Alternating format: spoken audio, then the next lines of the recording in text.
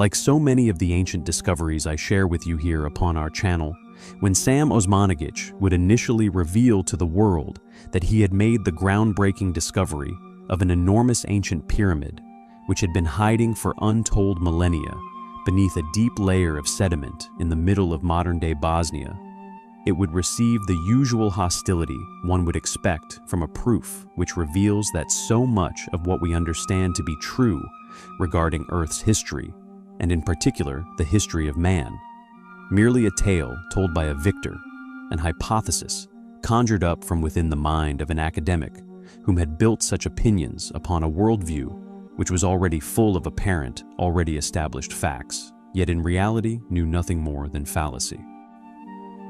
These attempts to discredit Sam's work, however, were always destined for failure. For those who had spent any length of time entertaining and investigating Sam's claims properly, would have realized that it only a matter of time before the site fully excavated and its truth revealed in all its grandeur. One of the main disagreements that mainstream archaeology has had with the site is, of course, the various datings. They not undertaken by academic institutes, but rather countless independent laboratories located all over the Earth, whom have again and again tested the organic layers and ancient sediments found covering the Pyramid of the Sun, repeatedly returning dates of upwards of 12,000 years. With clear physical evidence now fortunately discovered, which can date the pyramid and its underground layers to no less than 5,000 years definitively. With stalagmites and stalactites found to have formed upon the roofs and floors of these long-abandoned tunnel systems, with the time frame for their developments a well-known and studied area of geology. The largest of which being a stalagmite found within the now-named Rave Tunnel, which was dated at some 5,080 years old. Furthermore, and perhaps the most compelling element of the excavation, the vast and simply gargantuan man-made efforts that once went into forming this gigantic structure, which have now been revealed. Enormous stone megaliths weighing between 5 and 10 tons each have been found to be making up the main structure of the pyramid, with huge and winding stone walkways, all of which not made from quarried stone, but rather an ancient concrete, which upon scientific analysis was found to be, quote, manufactured from material taken from a locally deposited post-glacial conglomerate, pebbles and cobbles of varying rock types and sandy quartz limestone. Looking at the crystal grains within the material, we can ascertain that during the manufacturing process, the material was heated to above 500 degrees centigrade. That takes knowledge and technological know-how. Samples were sent to the University of Paris, where a world-leading materials professor tested the properties of the concrete.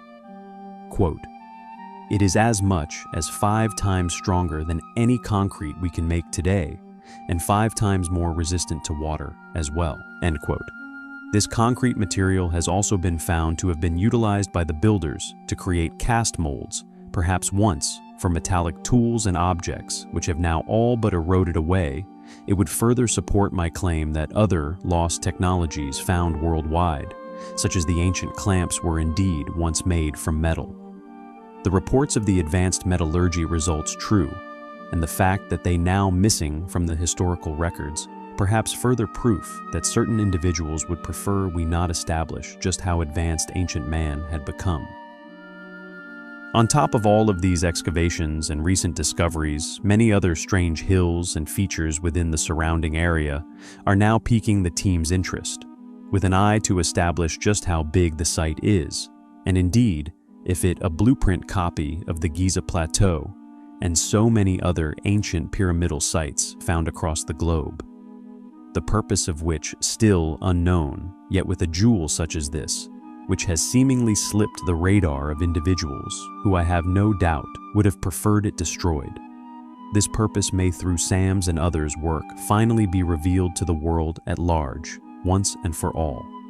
I will, as always, endeavor to keep you posted on further developments surrounding this astonishing pyramid. It is a discovery which I continue to find incredibly compelling. The subject of tonight's video, possibly another piece of the puzzle in regards to what these buildings are. Deep beneath the Bosnian pyramid is a mysterious stone, which has become known as K2. This megalith has obviously attracted the team's attention, having done several tests within the area to see what this stone is, and if it is having some form of effect on the surrounding environment. Curiously, what the team have discovered is rather groundbreaking. During certain and initially thought to be random times, they suspect that the stone is doing some kind of terraforming of the atmosphere, with not only extremely high levels of ionization occurring, but somehow an increase in oxygen generated within these lower chambers. We have in a previous video surrounding the new discovery beneath one of the Great Pyramids mentioned the project's convictions regarding the existence of a substantial water system feeding into this underground anomaly. In addition, we mentioned the man-made river along the Bosnian complex and the charging of, or utilization of, this watercourse within their possible past function. However, what the team would discover next may blow the lid off this entire situation, finally revealing that these giant pyramids are indeed somehow integral with the generation of energy, perhaps not generating a reality itself, but somehow attributing to the existing environment. What they realized is that this generation of atmosphere would coincide with minor earthquakes within the area, and with it renowned for regular tremors, sometimes reaching a 6 on the Richter scale. This tectonic activity could somehow be charging or activating whatever is inside the pyramid. With the team at the moment presuming it be caused by K2, could the 8 pillars beneath Khafra, however, in reality be some form of huge tuning forks, using planetary activities to generate energy? Furthermore, another incredible piece of information shared by the investigation, again possibly hinting at the entire structure's makeup, not only within Bosnia but also upon the Giza Plateau. Quote, "Having spent many hundreds of hours in the underground labyrinth beneath Bosnia's Pyramid of the Sun, I have encountered an active earthquake whilst inside the tunnels. While it went on outside, with things falling off shelves and the ground noticeably shaking, I was only made aware of it after I exited the pyramid. Me, along with the entire group, did not notice anything. Not a single stone fell from the ceiling." Sam Osmangic told us, "It is as if whatever these structures are, they are built to absorb this seismic activity, to somehow charge the air with ionized particles, but also inject it full of oxygen. How is at the moment a complete mystery. But could it point to a possible past function for these giant structures? With all of the research Sam has done, the man-made structure proven to be hidden beneath the ancient sediment, which conveniently hides it from view. Even giving tours of the vast underground labyrinths, there has been a noticeable effort to rubbish his discovery. Perhaps it is not the pyramid the powers that be seemingly have issue with, but the information and discoveries he is sharing in regard to these energy-generating phenomena within his research. What do you think is causing this atmospheric anomaly? Is it K2? Or is the entire structure possibly some form of atmospheric terraformer? It would indeed explain the presence of this activity within the structure. We will endeavor to delve into these anomalies further in an effort to unravel this mystery once and for all. So, like, share, subscribe, and hit the bell so you don't miss any of our upcoming research into these amazing discoveries and indeed the mystery of our history. It is a journey which we find highly compelling.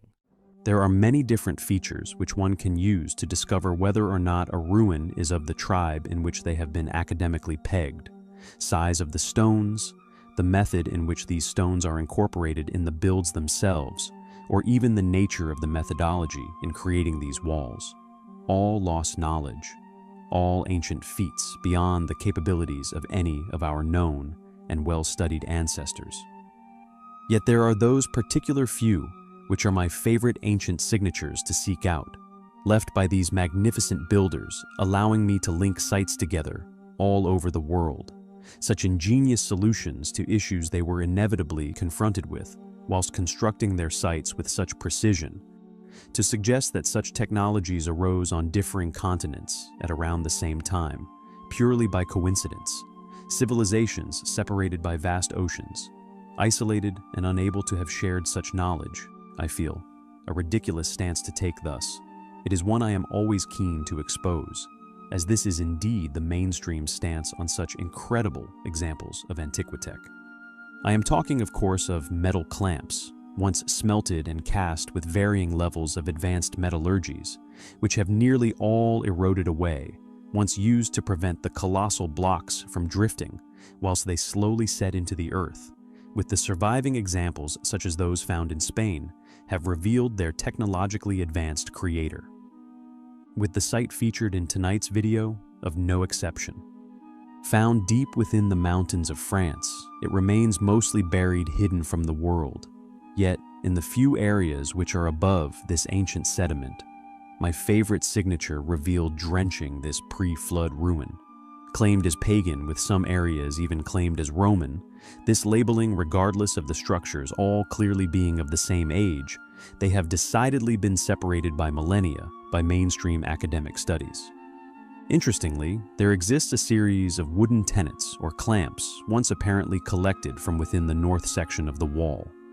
These tenets, however, are made from wood, all somehow still existing, and all dated to a range of 536 to 675. However, could these be a more modern adaptation? Perhaps they were placed there to help those who came later to claim such ruins as their own. For why would one go to such trouble in creating such a colossal stone structure and then decidedly use wooden braces instead of stone or metal? Of the 115 preserved tenons, academically funded researchers Willie and Bernhard selected 46 specimens for study using drachronology, with the selected tenons having at least 30 rings. With a length of 15 to 37 centimeters and a width of 3 to 6 centimeters. The researchers assert that they were cut on site and on demand to fit perfectly into the carved notches made within the sandstone blocks, with them concluding that they do not bear any traces of sawing, thus were once cut with hatchets and/or axes from pre-existing planks. Of the 46 specimens initially selected, only 22 could be dated. This analysis has conveniently allowed for the wall's possible true age to be dismissed, with the analysis making it possible to specify the date on which the tree from which each tenon came and when it was felled. In fact, it gives them a specific cutoff date to claim its construction. The conclusion of our two researchers is as follows. If they come from the same construction campaign, the tenons studied were developed for a construction site between the year 675 and the year 681.